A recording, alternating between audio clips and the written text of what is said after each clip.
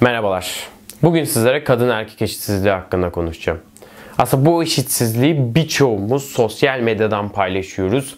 Herkes aklına geleni söylüyor ama hep aynı sözler söyleniyor. Aslında çarpıcı veriler çok da paylaşılmıyor. Bu yüzden bu videoyu yapma amacım aslında gerçek ve birçoğumuzun da göremediği verileri görmek. Aslında kadın erkek eşitsizliğinin görünen yüzü dışında bir de görünmeyen yüzünü, yani hayatın her alanına sinsice işlemiş yönünü anlatacağım. Ve elbette yorumlarımdan çok verilere dayandırarak bunları sizlerle paylaşıyor olacağım. Pekala, şimdi birinci örneğimizle başlayalım. Ama öncelikle size bir soru sormak istiyorum. Bir patronsunuz ve istihdam sağlamak için başvuruları alıyorsunuz. İnsanlar CV'lerini veriyorlar, mülakat yapıyorsunuz vesaire. Kadın olanları mı tercih edersiniz, erkek olanları mı diye sorduğumda çoğunuzdan duyacağım yanıt aslında niteliklerine göre insanları seçeceğiniz. Yani kadınları ya da erkekleri öne çıkarmak gibi bir gayeniz olamaz. Sonuçta iş yapıyorsunuz. İşi en doğru yapanı istihdam edeceksiniz tabii ki de. Peki ya şöyle sorsak, birini terfi ettireceksiniz ve iki aday da eşit seviyede. Sizce performans değerlendirmelerinde analitik olarak gözüken mi, yoksa performans değerlendirmelerinde şefkatli gözüken birini mi terfi ettirirsiniz? Buna vereceğiniz cevap da muhtemelen, yani çoğunuzun vereceği cevap, analitik olan kişinin yükseleceği anlamına, değil mi? Çünkü sonuçta iş yapıyoruz. Analitiklik daha önemli şefkatli olmaktan. Hatta iş hayatında insanların kimi zaman gözünün yaşına bakmamak lazım. Ama şimdi araştırma sonuçları çok büyük bir eşitsizliği anlatıyor bize. Konunun gidişatından anlayacağınız üzere kadın erkek eşitsizliği, performans değerlendirmeleri ve istihdam ya da terfi gibi konuları konuşuyor olacağız. Amerika'da yapılan bir araştırma. Bu araştırma yapmak için askeriyeyi seçiyorlar. Çünkü askeriyeyi seçmelerinin bir nedeni var. Burada askeriyenin seçilme amacı aslında çok net. Askeriye her zaman erkek hegemonyasının olduğu bir alan olarak gözükürken cinsiyet ayrımcılığını kaldırmak adına askeriyelerde büyük bir düzenleme yapıldı. Yani Amerika'daki askeriye düzeninde artık meritokratik bir yapı var. Performans değerlendirmeleri tamamen doğruluğu ve adaleti hedef alıyor. Yani doğru ve adil olması için özel uğraş verilen bir alan. Ve buna rağmen bakalım performans değerlendirmeleri nasıl oluyor? Öncelikle yapılan araştırmada objektif verilere baktığımızda fitlik, alınan not ya da akademik seviye olarak kadın ve erkek arasında çok bir fark olmadığı görülmüştür. Burada yani bir cinsiyet eşitsizliği söz konusu değil. Ama performans verilerinde kullanılan sıfatlara baktığımızda çarşı pazar karışıyor. Şimdi sizlere erkekleri ve kadınları tanımlarken kullanılan sıfatları okuyacağım. Önce erkeklerle başlıyoruz ve pozitif sıfatları okuyorum. İlk okuduğum sıfat en sık kullanılan sıfatken son okuduğum sıfat da en az kullanılan sıfat. Analitik, yetkin, atletik, güvenilir, kendine güvenli, çok yönlü, hitabet yeteneği gelişmiş, akılcı, mantıklı, pratik. Yani erkekleri tanımlarken en çok kullanılan 10 tane sıfat var. Bu sıfatlar diğer sıfatlara göre çok daha fazla kez kullanılmış ve listede yerini almış. Erkekleri tanımlarken en çok kullanılan olumsuz sıfatlarsa, yani dikkat çekici sayıda olanlar, kibirli ve sorumsuz. Yalnızca 2 olumsuz sıfat var ve 10 tane pozitif sıfat var. Kadınları tanımlarken kullanılan sözcüklere, sıfatlara bakıldığında kadınları yalnızca 4 tane pozitif sıfatla ön plana çıkartıyoruz. Şefkatli, hevesli, enerjik, düzenli.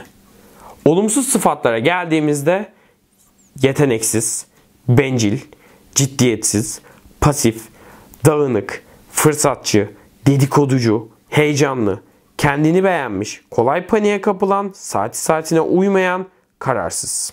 Yani tam 12 tane sıfattan bahsediyoruz. Şimdi bir kadını ve bir erkeği değerlendirirken en çok kullanılan iki taraf için de pozitif sıfatı ön plana alalım. Bir erkeği överken, pozitif anlamda bir şey anlatırken en çok analitik olduğundan bahsedilirken bir kadın için en fazla şefkatli deniliyor.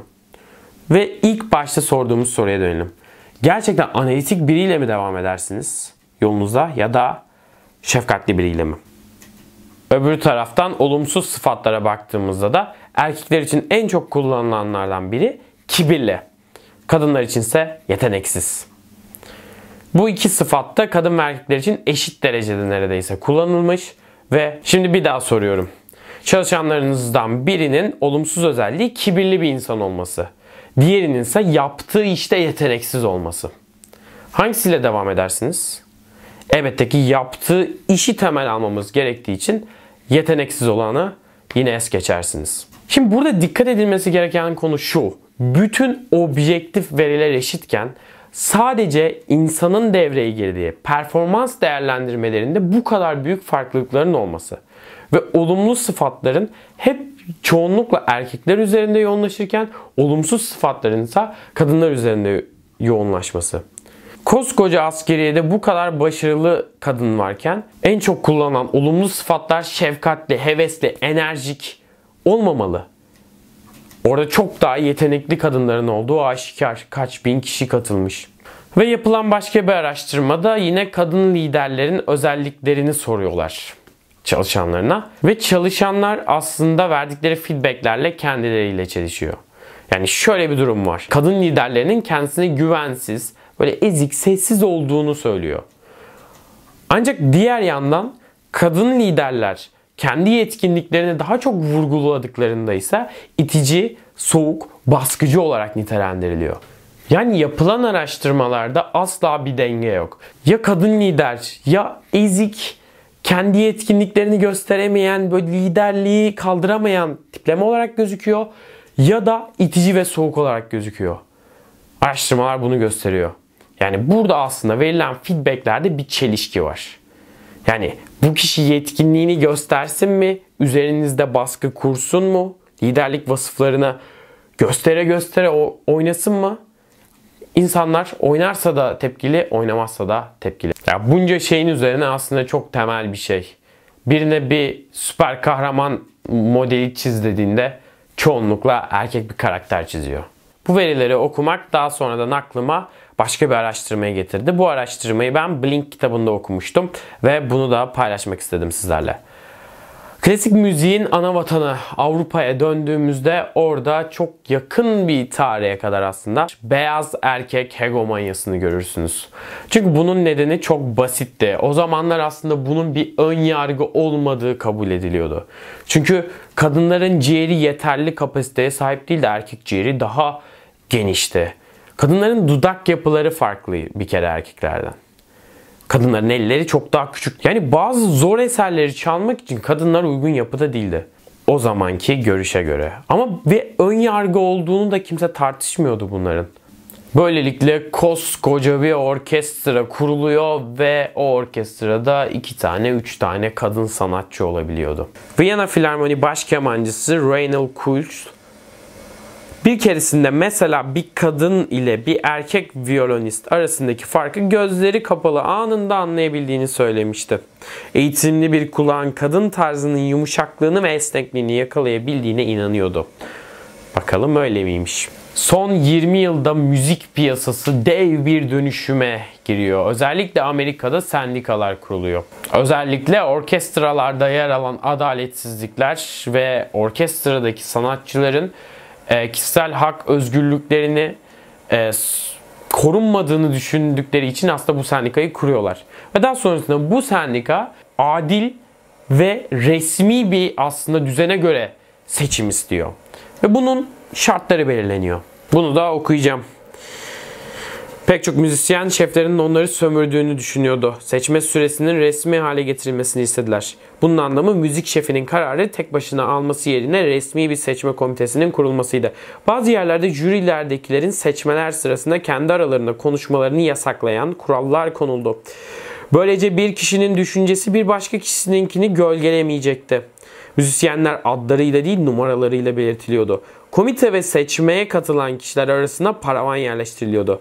Ve seçmede çalacak kişi eğer boğazını temizlerse veya kendini tanımlayacak herhangi bir ses çıkartırsa, örneğin topuklu ayakkabı giyiyorsa ve halı ile kaplı olmayan bir yere basacak olursa hemen dışarı çıkartılıp yeni bir numara veriliyordu.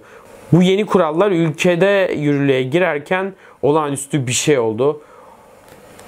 Orkestraya kadın müzisyenler akın akın girmeye başladı.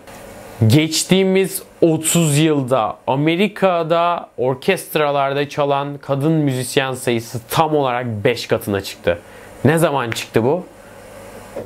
Paravanlar yerleştirildikten sonra, kişilerin cinsiyetlerini anlayamadıktan sonra jüri tam olarak 5 katına çıktı. Hani akciğerleri yeterli değildi, elleri küçücüktü, hani dudak yapıları çok farklıydı. Demek ki işler öyle değilmiş. Bugün sizlere kadın erkek eşitsizliğini aslında herkesin anlattığından bir tık daha farklı bir şekilde, farklı örneklerle anlatmaya çalıştım.